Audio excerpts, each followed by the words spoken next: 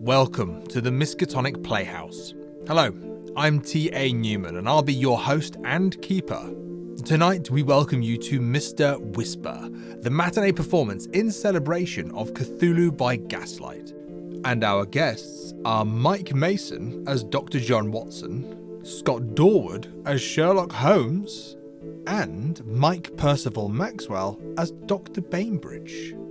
But first, a reminder that the Call of Cthulhu role-playing game contains mature themes, cosmic horror, and loss of sanity. Please check the show notes for further content warnings related to each individual episode. But now it's time to pull back the curtain and roll the dice.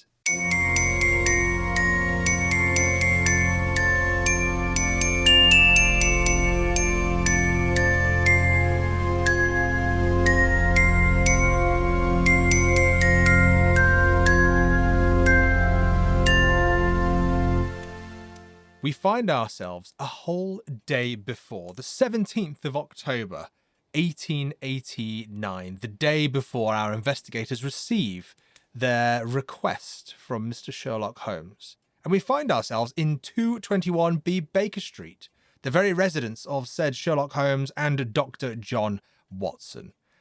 Mr. Holmes, what are you doing?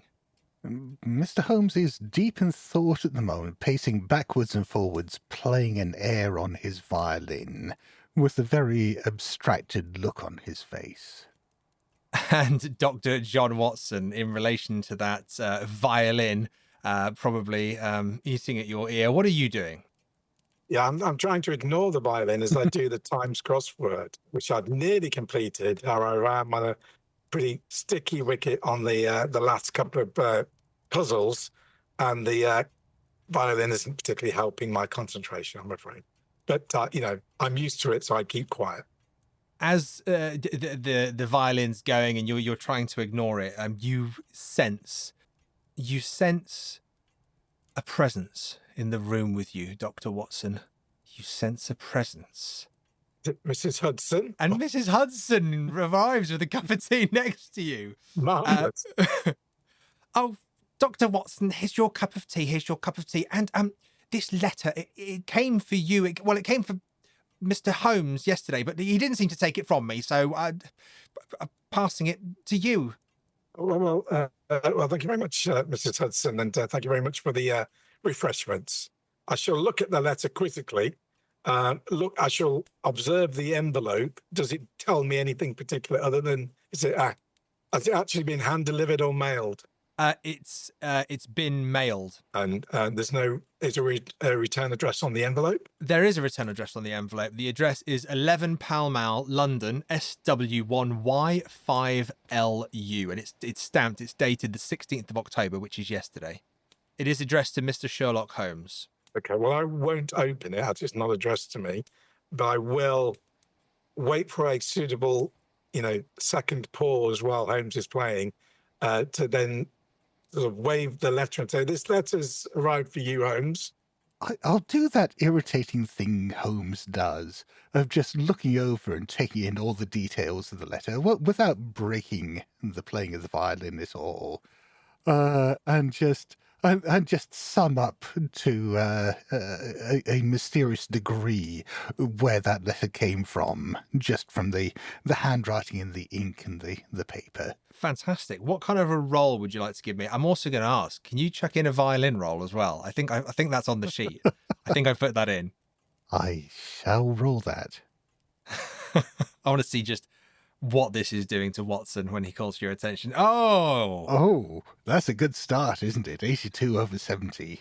Okay, Dr. Watson, when you call him, he does turn suddenly. And what does that sound like, Scott? Is it like a high-pitched note on purpose, or is it like a whoa? Yeah, I think it is just that kind of dramatic screech you get in the soundtrack of old horror films. Beautiful, beautiful. And then following that, in terms of your deduction of looking at the letter, what would you roll for that? Forensics, maybe? Well, I'm happy for you to choose. I think there's a number of things you could do here, so I'm happy for you to choose, and then I will reveal information depending on the role that's been offered. I can see arguments for forensics or spot hidden. I'll go for spot. I'd even take intelligence as well, because I feel like this is right. a cognitive workout. In which case, intelligence it shall be. Roll 20 has other ideas. With 95 intelligence, I have rolled a 98. Outstanding. So you are in dire need of a strong coffee or your personal own medication. I think he needs a little bit of sharpening here. So on that, I'm going to say that you look at the date. It's very little you can deduct, whilst playing your violin, whilst Dr. Watson is holding a letter, and with a 98. I will try and advance things by saying, unless you have developed the powers of seeing through solid matter, Holmes, I suggest you open the letter and read it, unless you wish me to do so. Honestly, I suppose my afternoon's playing is quite ruined, I'll say, in putting my violin away in a bit of a huff, then come back and take the letter and rip it open. Excellent. Well, when you rip it open, what you find is, apologies for this, Holmes, but you find a rather long letter. Would you mind, apologies, just giving us that? Because this is one of those letters that just has so much in there for you. In which case, I shall read it out as if to Dr. Watson.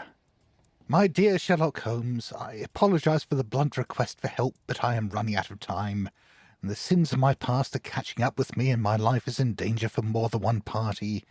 There is a young man, who visited me and brought with him a reckoning I cannot outrun. He may not even know what he has brought with him, but I do. I remember it all too well. I am not the only guilty party. Lord, well, we'll come back to that later, pulled us all into his madness. All these years later, he took us to that god-forsaken tomb of a city under the Nile, and dabbled with powers beyond the ancient Egyptians, and most certainly beyond him. Lord Ratcliffe feeds his insanity and is just as guilty. He talks of another expedition. The man is a lunatic if he thinks any good can come of it. I implore you, Mr. Holmes, to stop the horror that has become the currency of my unforgivable club. People are missing, and they will not be found. In the attempt to stop further suffering, look into the Paddington workhouse, the cellar, and the man who may stand in your way 2 nights hence. He is Captain Strachan, the principal member of the Board of Guardians for the residence. If you find this worthy of your attention, please open the accompanying package. I'll put the letter down for a moment and look around for the package, which I'm sure Mrs. Hudson must have brought up at some stage. You can see on your desk, next to a series of vials and potentially scientific experiments, that there is a brown wrapped paper package, like a box that's been wrapped. Well, I'll finish reading the letter and then head over to that, but I must warn you that it contains human remains from one of the rituals. This is growing ever more interesting, Watson. There are many more disturbing truths. I dare not trust the postal service. And since I have been taken unwell in such a timely manner, I believe my inevitable death is upon the horizon, and wish that my friends could join me. I fear the unfortunate young man seeks revenge on more than just our silly club. You must stop him, even though I do pity him. I must go now, and hope that you take me seriously in my request. The whispers say you will. Dr. Christopher Bainbridge. Well, I must say, Watson, the day is rather looking up. Well, that seems a full escapade and revenge. Well, I'll say, getting a letter knife and starting to cut the human remains open. Let's find out. You open the box, and as you cut the string, the box opens. You can immediately see inside that there is something wrapped in a white cloth. You can see that there are, should we say, blood swells on the cloth. Only I suppose the length from your fingertip to your wrist. Not massive. Yeah, I'll open it delicately so as not to disturb any evidence.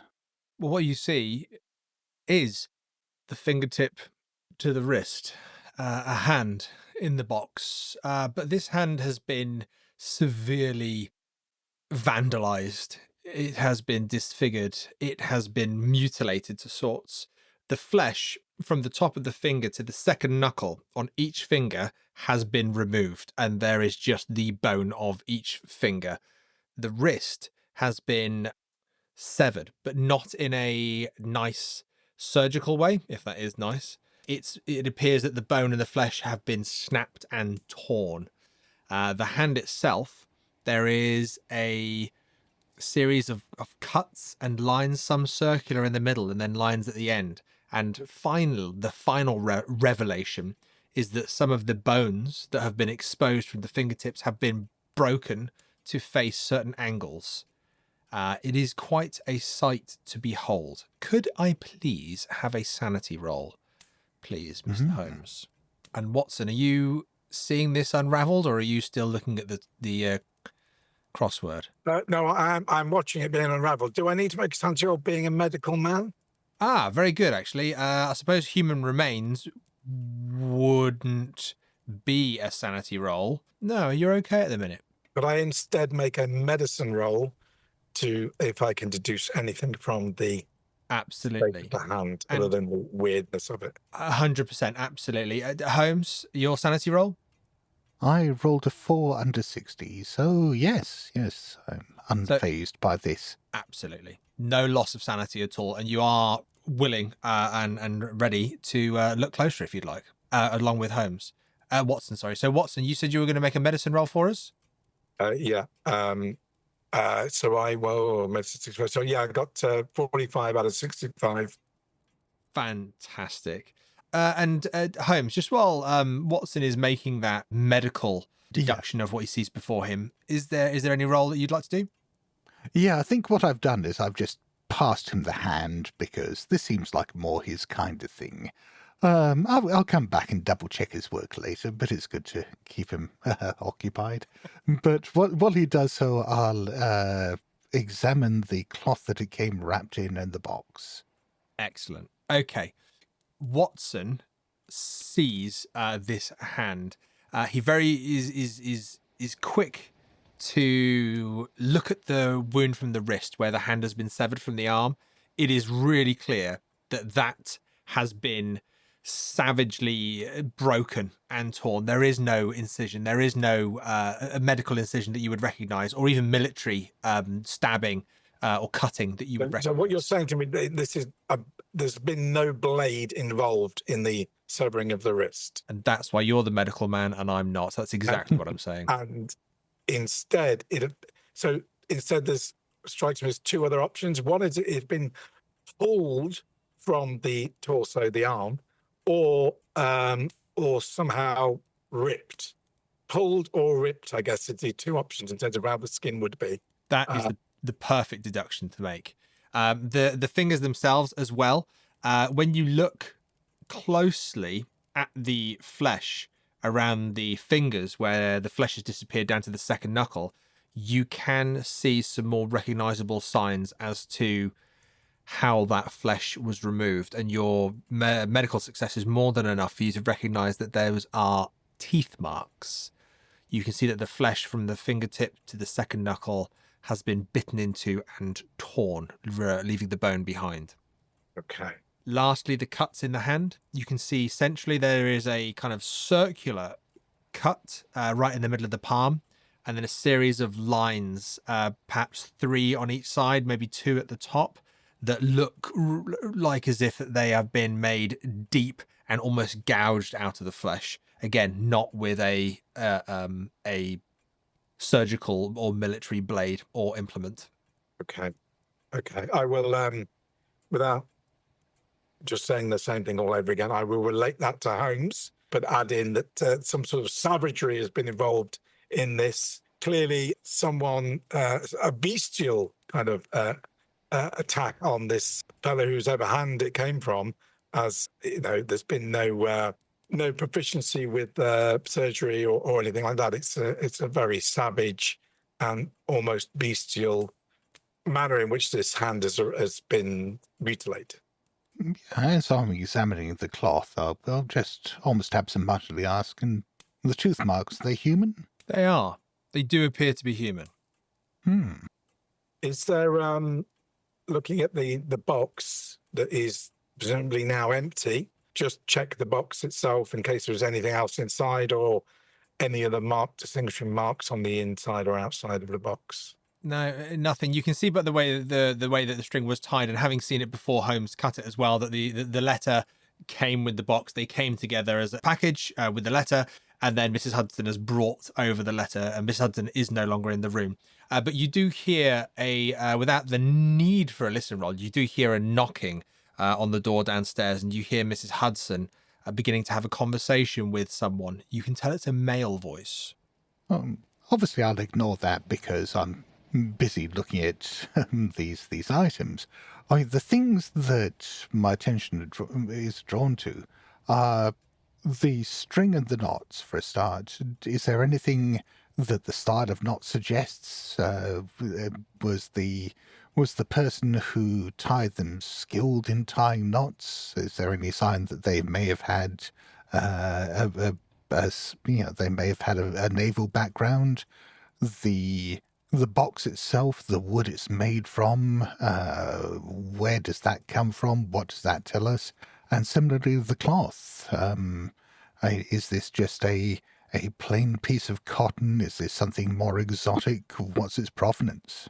So, what kind of roll would we make for that? I'd angle perhaps for forensics. Let's go. Let's have it.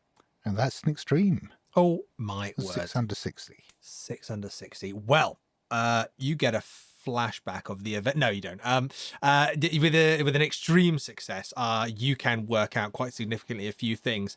So as Watson is kind of divulging his findings to you, you're able to see that the box is pine. It's actually, it's relatively well made. It doesn't have any carvings or anything on it, but it is a well-made box. It's not something that's just been picked up off the market stall. It's something that you'd have to have a few pennies to pick up. The cloth inside as well, it's not necessarily patterned or anything like that. It's plain, but you almost suspect purposefully plain. But the material itself is very high-grade cotton. It's not rough. It's not been worn. This is something that someone would treasure in a household. The paper used to wrap it as well isn't common newspaper. It isn't anything like that. It has been bought. It is a more expensive paper that you would use to wrap a gift for someone, perhaps from one of the middle to upper classes. But what you do finally recognize as the last aspect of this forensics deduction here with this extreme success is that the knot itself wasn't a nautical knot. It wasn't anything other than a very beautifully tied bow. Oh, and one last thing. With the box itself, was there any kind of maker's mark on it? Or anything that indicated where specifically it might have come from?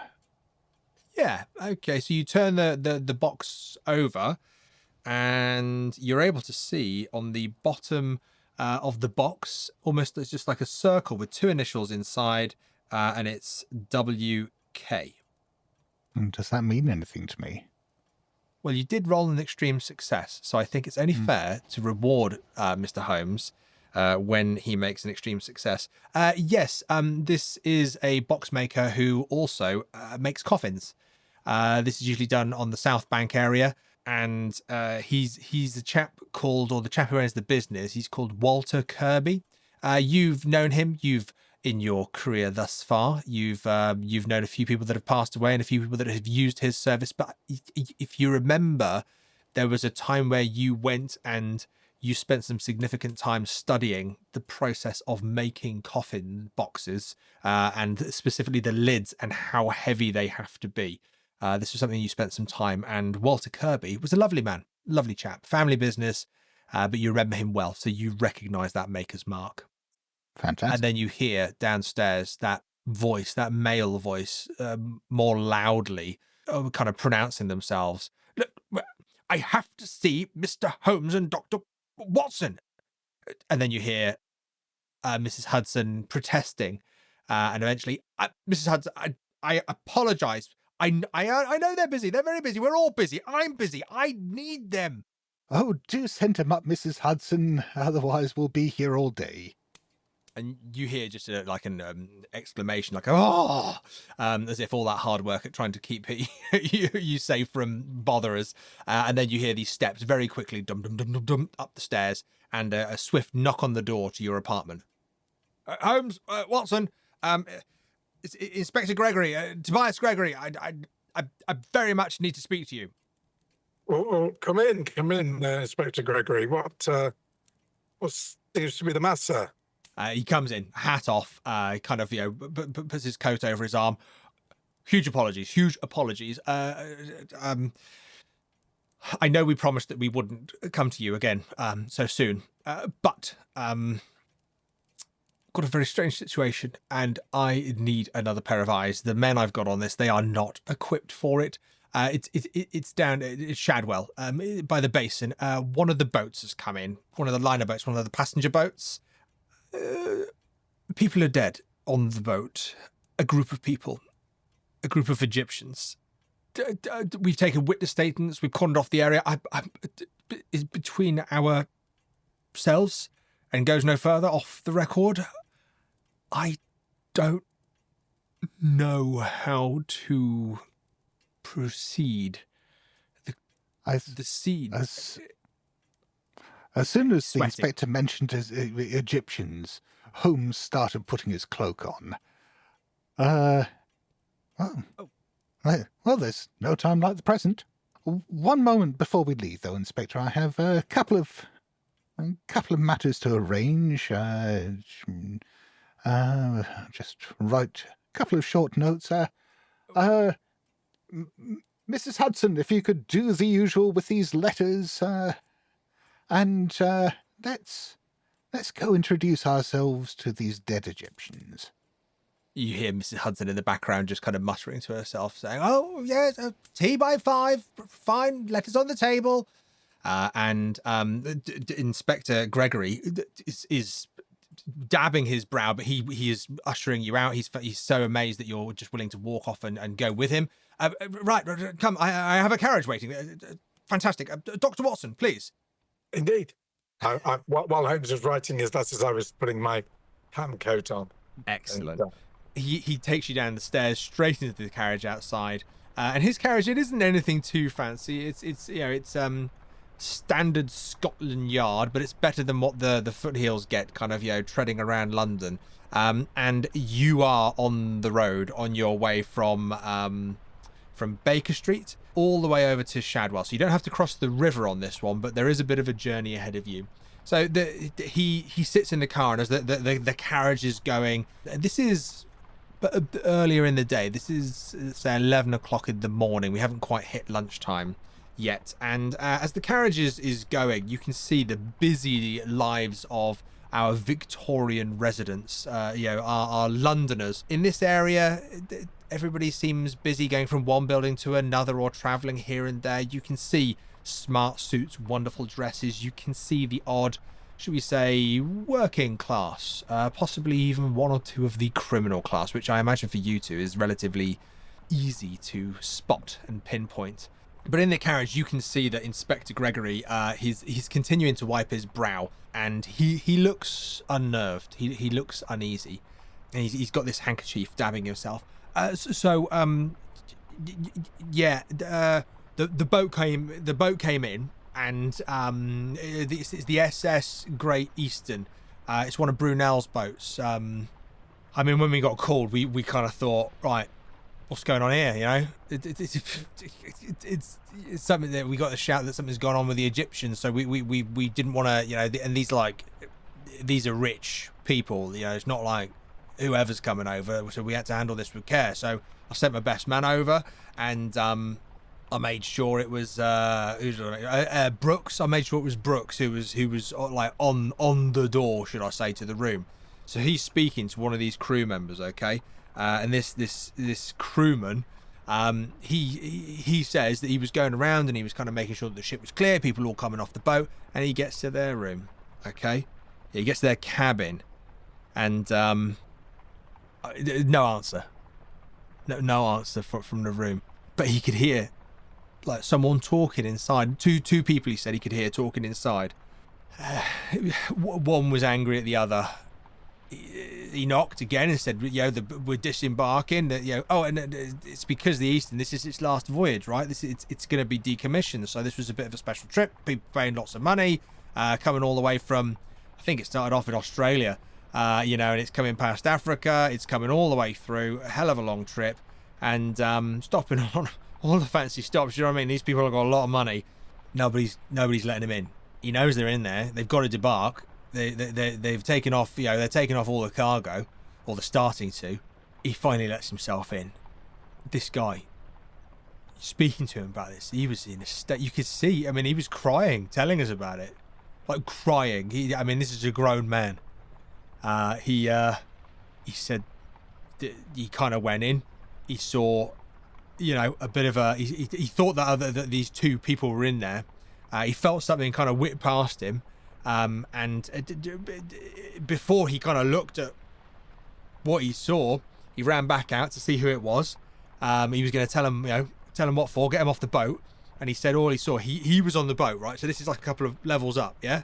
And he's looking down at the docks, and there's some fella there, there's some chappie there with his top hat on, and a big old grisly smile just looking up at him. It's like, and he's thinking, how's he got from here to there? Do you know what I mean? He's gone down like 3 floors and onto the dock. And then this guy just walks off into the mist. But that's the guy that went past him, and then he's down on the dock.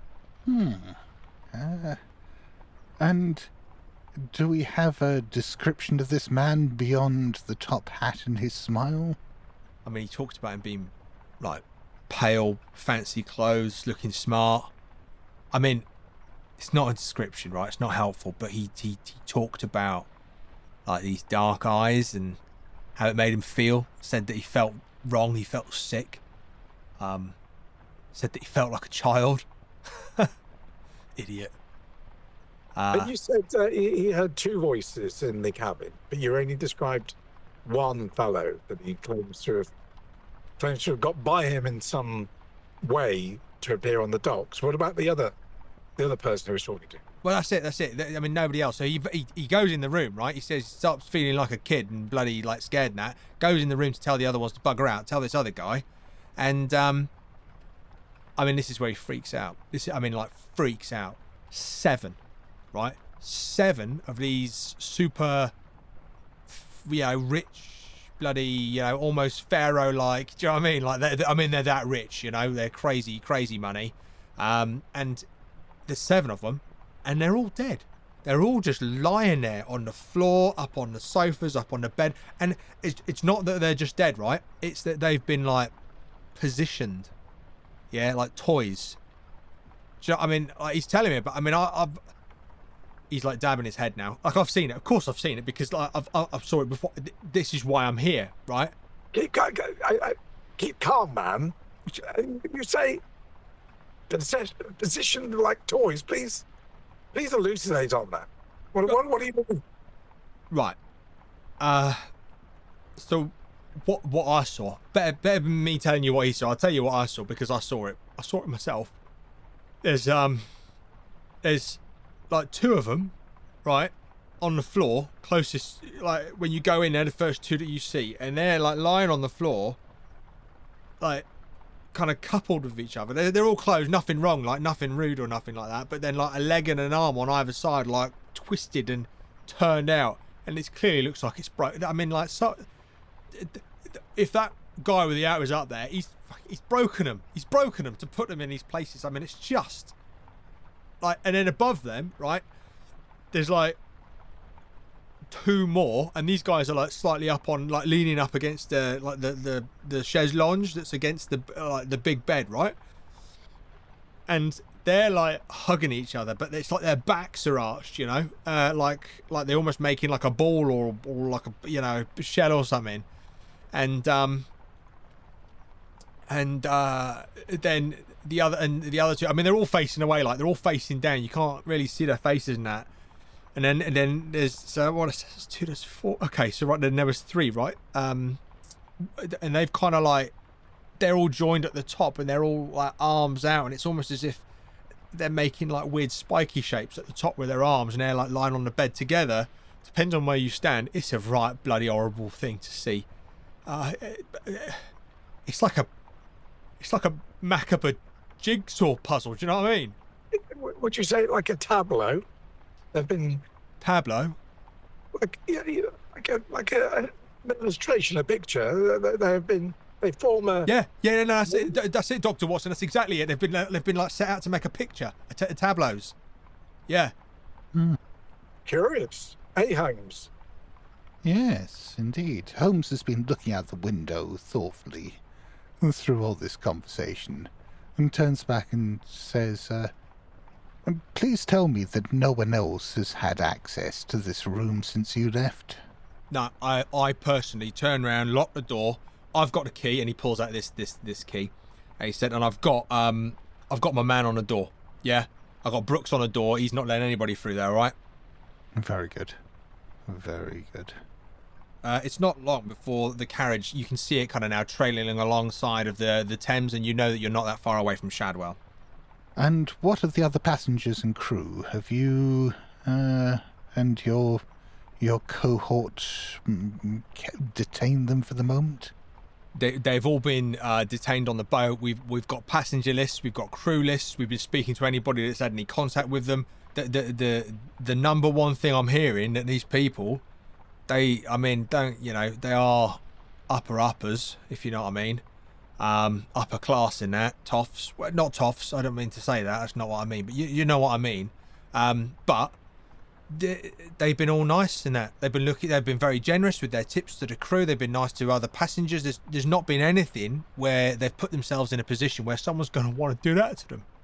And all these dead passengers are accounted for, as in they are on the crew, on the passenger manifest. Yeah. And he kind of like whips out his notebook and he's kind of going through it. He goes, 2, 3. 8. So 7 dead and 1 who disappeared. Yeah. And so we have the names of them all. Yeah.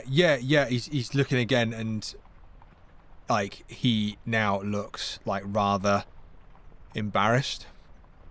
And the name of the one who's not dead. Perhaps we would start there. Yeah. So yeah, it looks. There was 8, 7 in the room. There's one. Mr.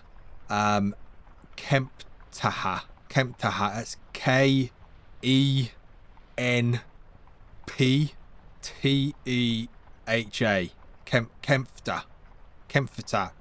Kemptaha. We've got someone out looking for him. Well, are we to presume that your fellow in the top hat, the pale man with dark eyes, is Mr. Kempta? Well, I mean, the crewman said the top hat fella looked more like one of us than one of them, like the Egyptians. I mean, it could be, I don't know, but like looking at what the others are wearing, and they're in very traditional Egyptian garb. It doesn't look like they're walking around in top hats and suits and that, cravats and whatnot. This guy was looking like a fancy top hat, black-eyed, smiling weirdo, probably in Parliament, eh? But you say the escapade began when the door was before the door was opened. There were voices inside.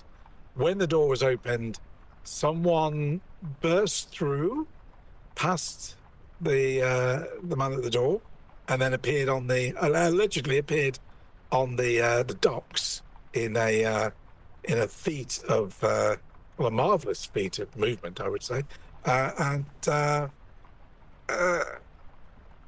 we either has to be Mr. Kempter or Mr. Kempter is missing somewhere, perhaps, or is alive or dead on the boat still.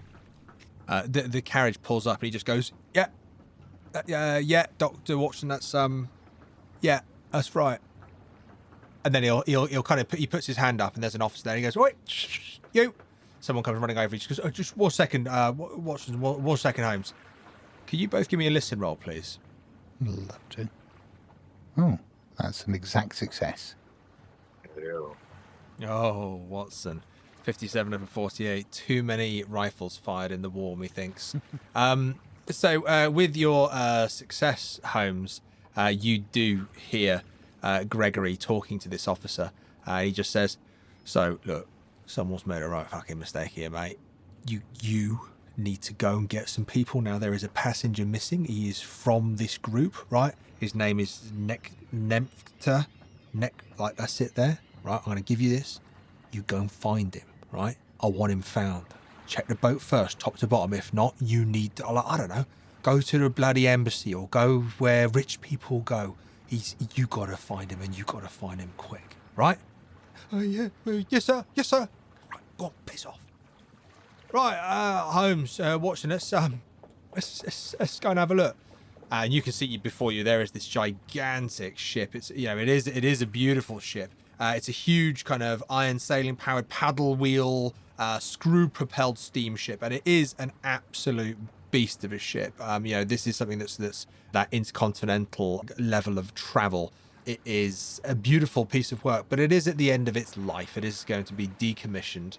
This was its swan song, this last voyage. But he'll walk you up, and you can see there's a number of officers around.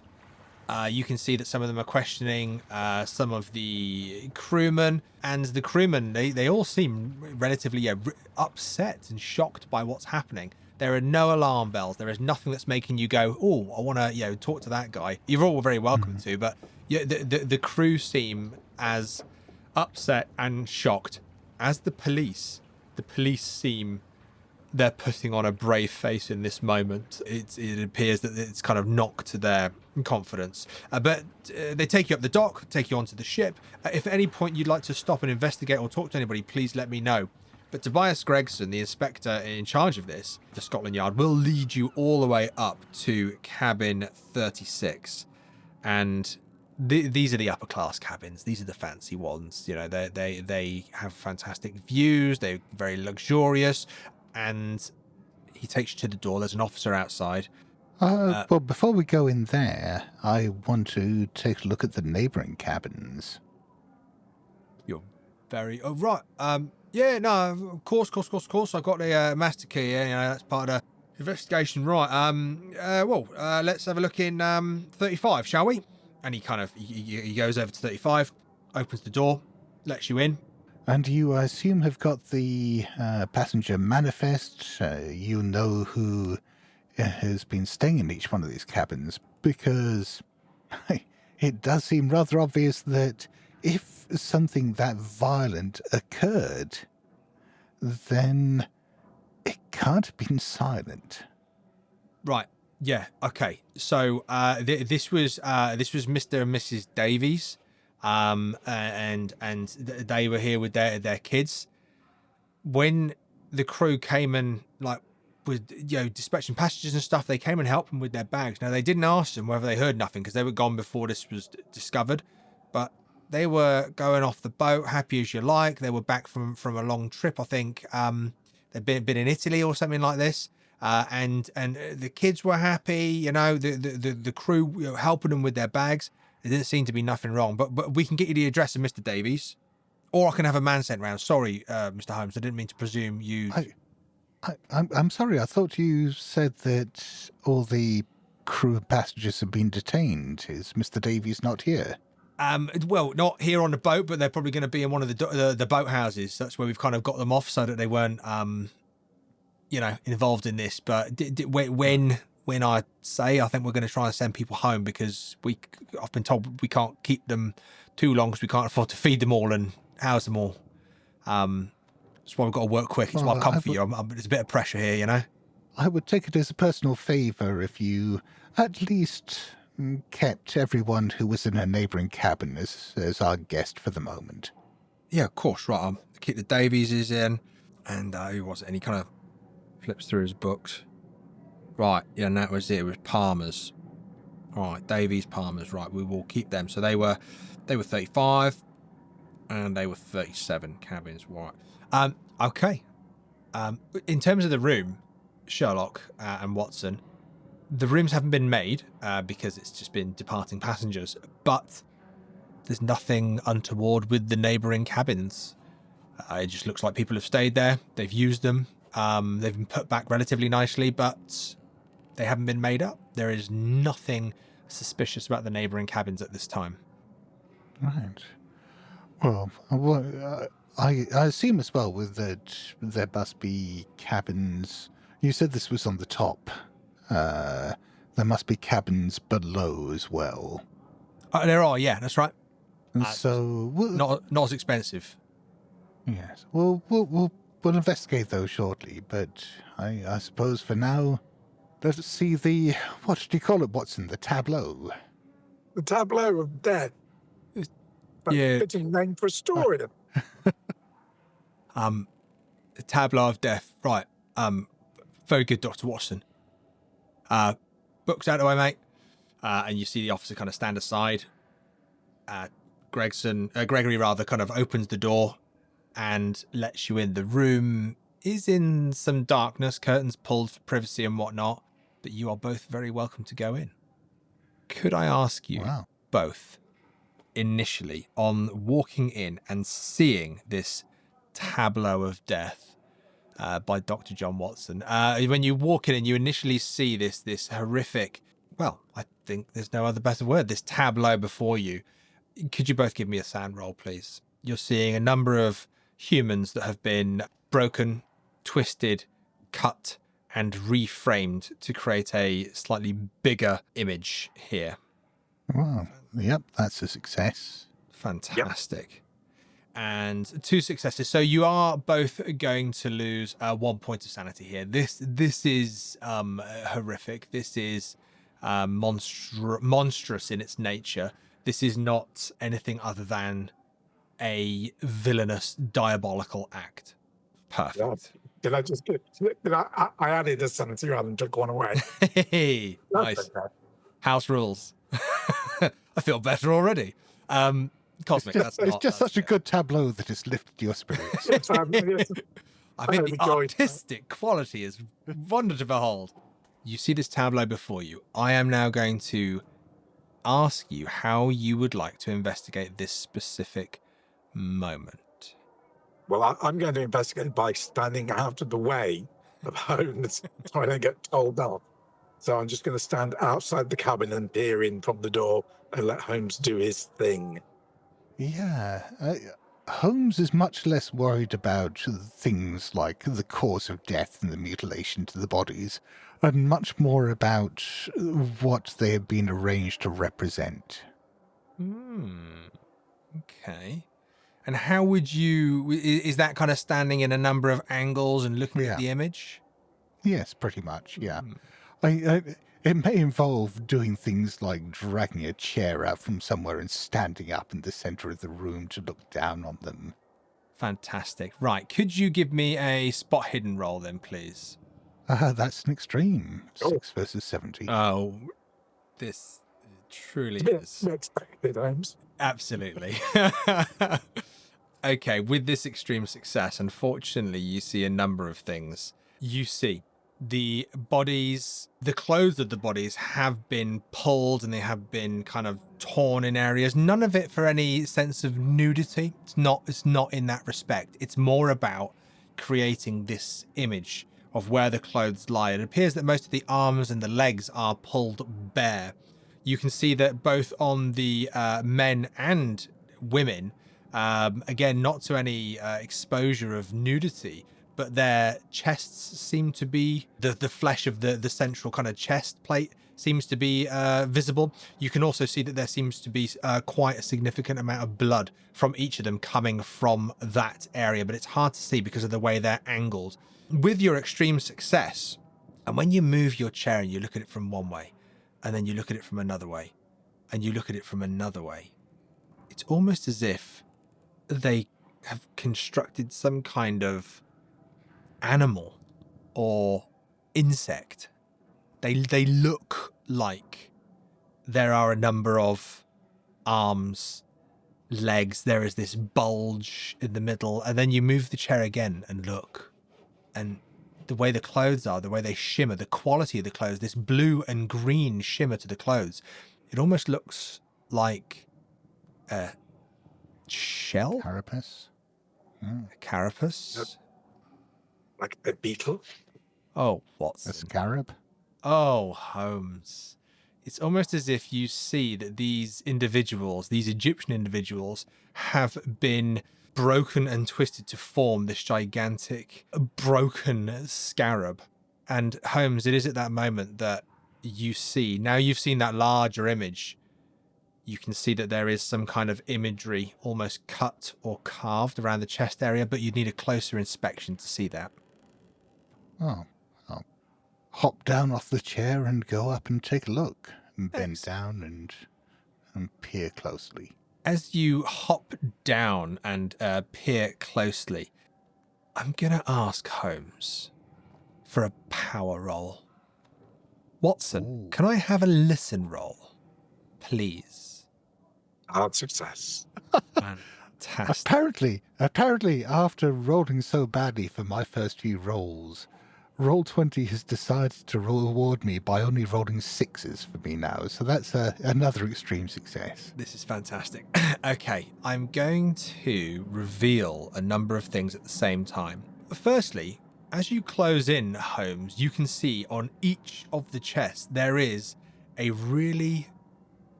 quite beautifully done, but you can see that it's been done quick and it's raw. It's raw on the flesh. There is a tattoo, and it is a bloody mess at the same time. You can see that it is a tattoo of a scarab beetle, and the surrounding areas are raw. The flesh is raw. It looks like this has been done probably before death, but it's hard to discern. It's hard to tell exactly on that. But as you're looking at that, Holmes, and you can now see that each of the 7 members, regardless of as to whether they were part of the shell or whether they were part of one of the pincers or whether they were one of the legs or the arms, you are looking at those tattoos. You are seeing the pain on the faces of these individuals. And then you hear what appears to be like a child's voice. And it's almost saying something in the distance. Mr. Whisper Almost like a rhyme. to you, tells you what you need to do. When he leans in your ear, don't let him see your fear. Tell the truth, tell it well, or you'll go straight to hell. Mr. Whisper wants your help. He'll find you and you'll start to yelp. He'll talk to you and make you his. Then they say you'll disappear. Mr. Whisper, Mr. Whisper, What? Mr. Whisper. I'm hearing that, yeah? speaks to you. You are not hearing that. I'm not That hearing is it. not Okay. you with your successful listen roll. You are 100% just hearing Holmes hum that to himself. Okay. Well, Holmes is often away with the fairies, let's say. So I'm sure that's nothing new to me. So I will ignore that unless Holmes makes some point of it. But now that it appears that, we've identified what these bodies have been arranged like, I'm going to go in and examine the bodies and try and get some sense of how long they've been dead for, etc., etc. Perfect. Could I have Dr. Watson a medicine roll, please? Extreme success. Yeah, I knew it was a bad idea. Not only doing Holmes There's a and Watson, reason but that doing call upon us. Dorward and Mason as well. It just, honestly, I don't know where this cheat button is, but you found it.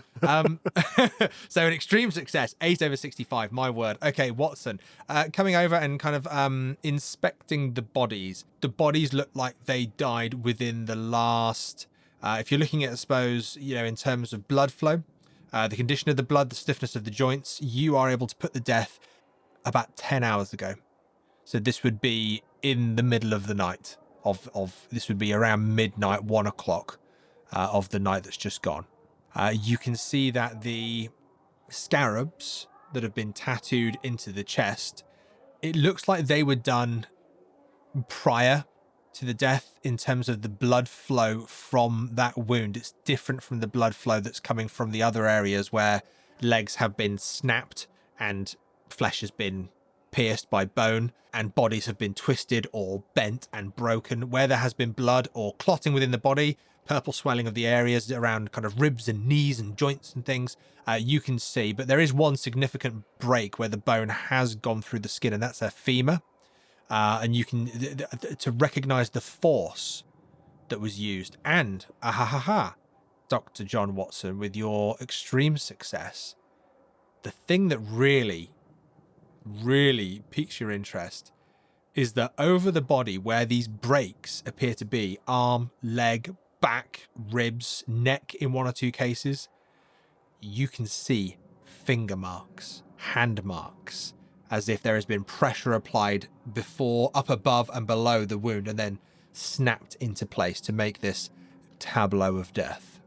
I wanted to talk about that, actually. Okay, so we've got the finger marks, etc., around the sites of trauma, but the tattoos, there's no sign, or it's hard to distinguish because of the way the bodies are now. Where I'm trying to work out were the tattoos, were the people willingly having the tattoos done, or were they held and struggled because they didn't want the tattoos done? Because at the minute, it kind of suggests, the way you're describing it, is that they were willing to have the tattoos done because there's no sign of struggle or whatever. But that could be masked by the trauma around their limbs broken it.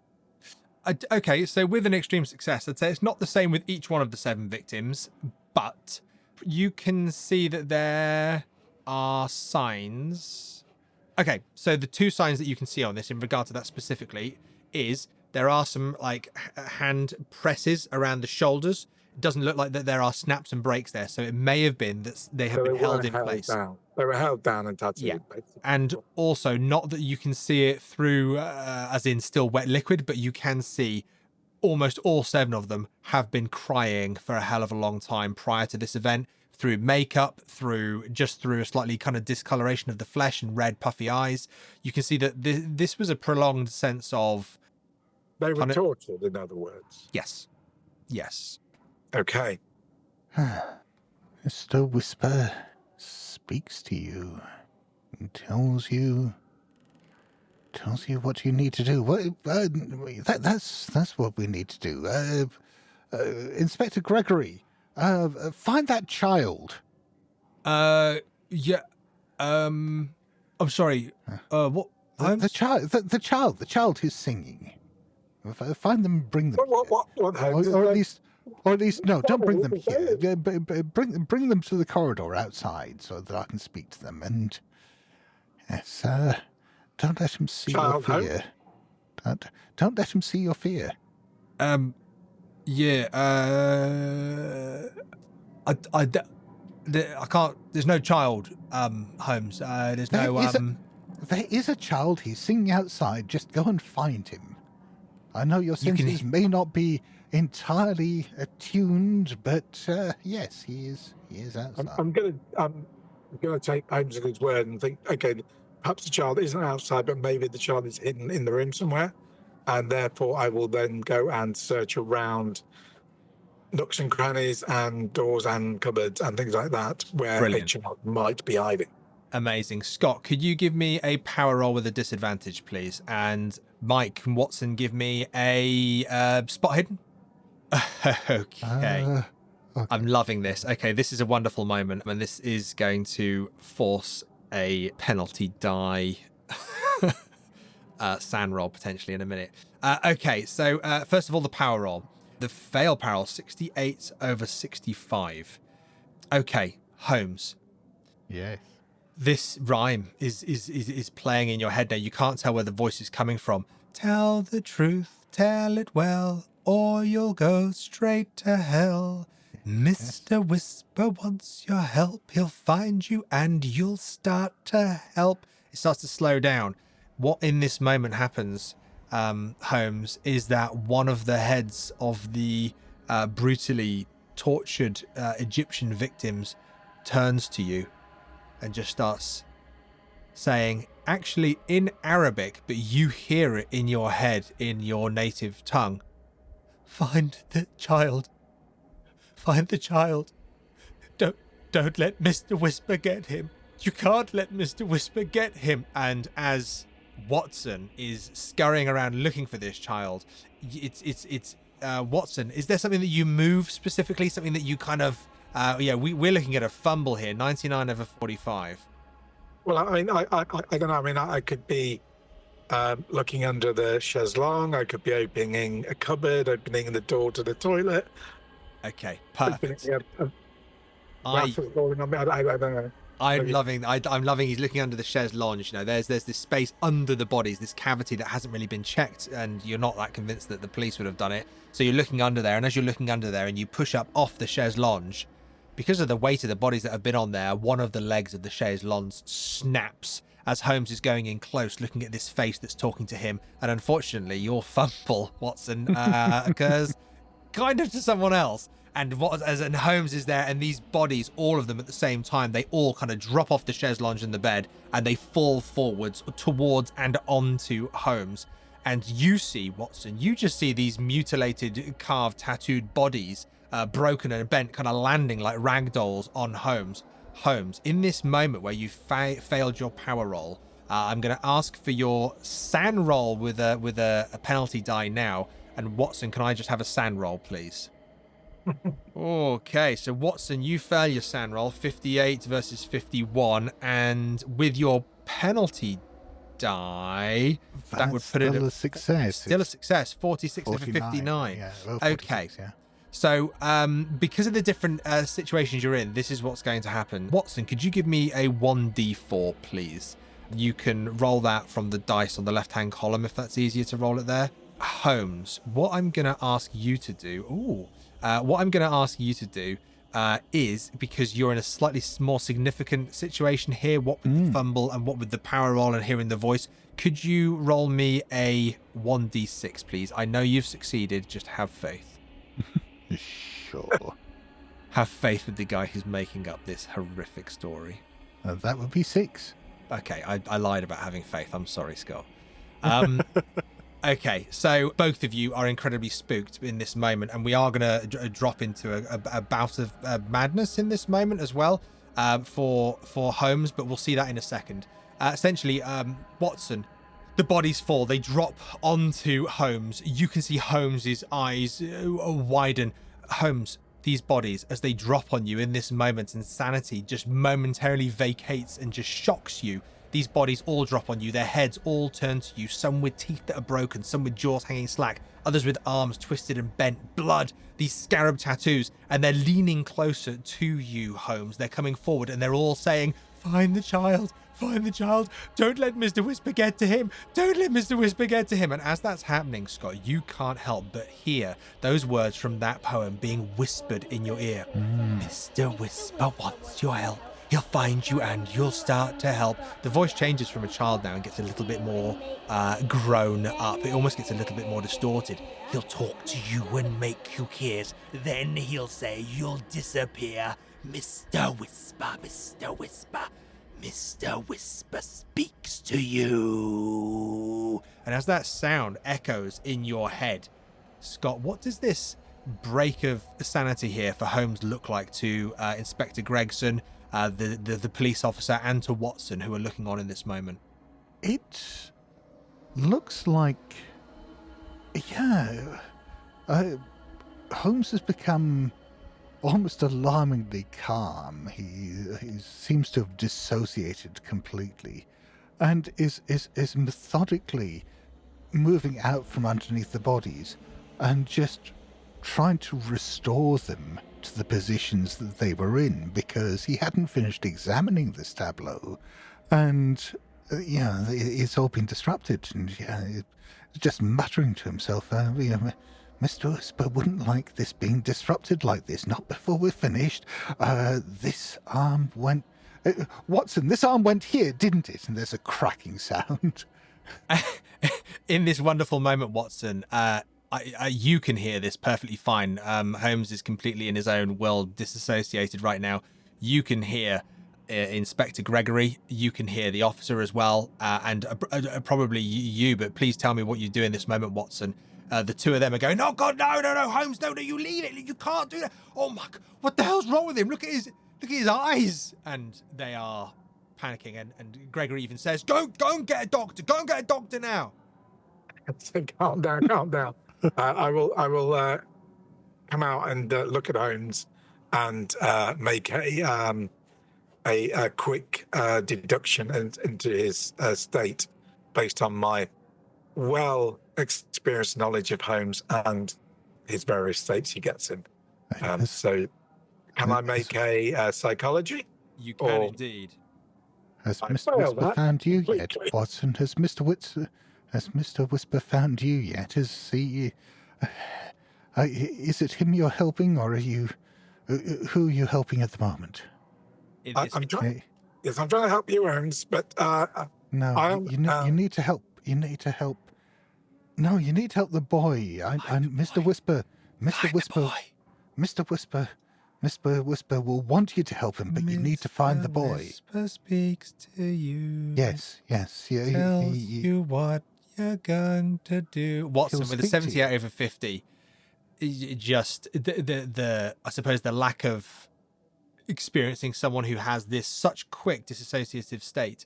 This moment wraps with the police officer coming back, and there's a couple of doctors there who have been helping out on the boat and helping other people who have heard the news, and they come in and Holmes, these two wonderful, quite helpful individuals, they come over to you and they very gently kind of take you by the arms, on your back. What are you doing? No, it's okay. You need to find the boy. We need just to need to find move. the boy. It's okay. No. The boy's around here somewhere. You need to find him. Like, one of them pulls out a syringe, Holmes, and tries to quickly administer it. Can you give me what should we have here? What would you like to do? What would Holmes do in this moment? I mean, he's being held, so for whatever you're doing, Watson, you're watching this, but you can see Holmes has gone on holiday mentally in this moment.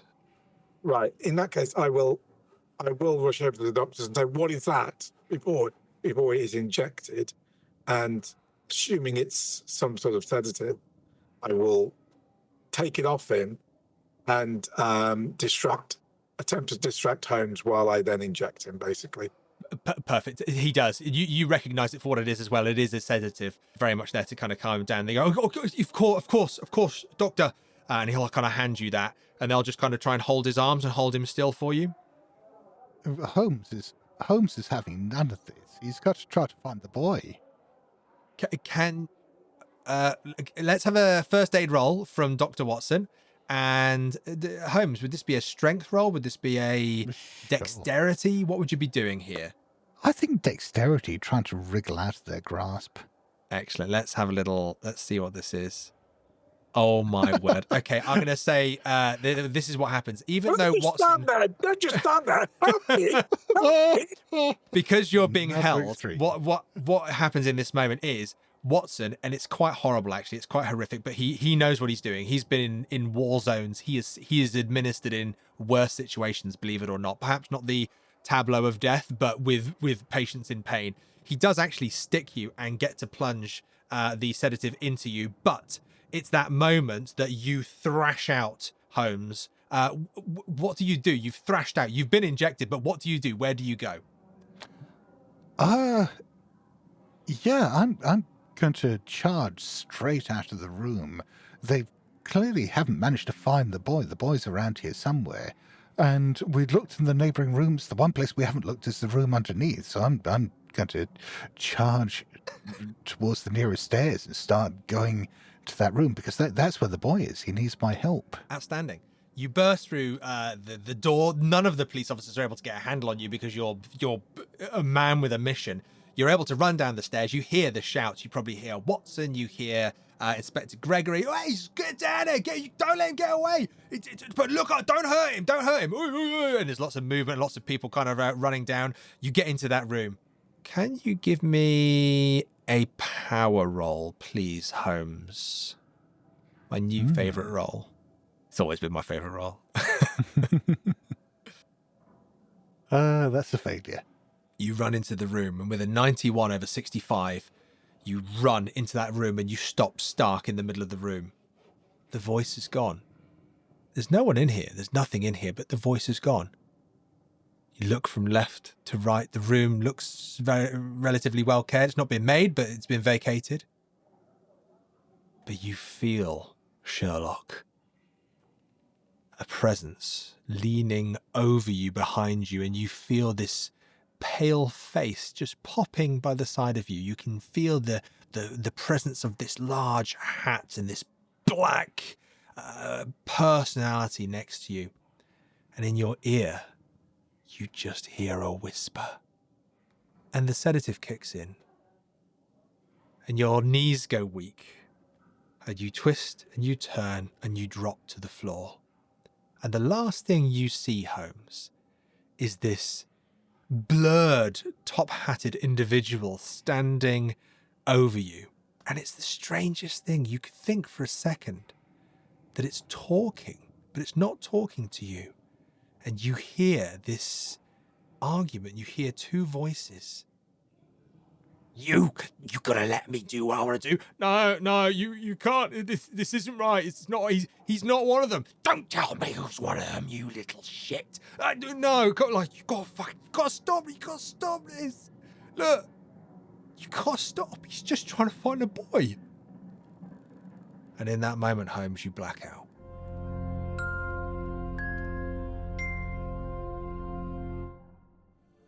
Thank you for joining us for Act 2 of Mr. Whisper. Remember to visit us at www.miskatonicplayhouse.com, where you can also visit the main stage at the Miskatonic Playhouse for other productions, with links in the show notes below. Until next time, when the curtain rises again.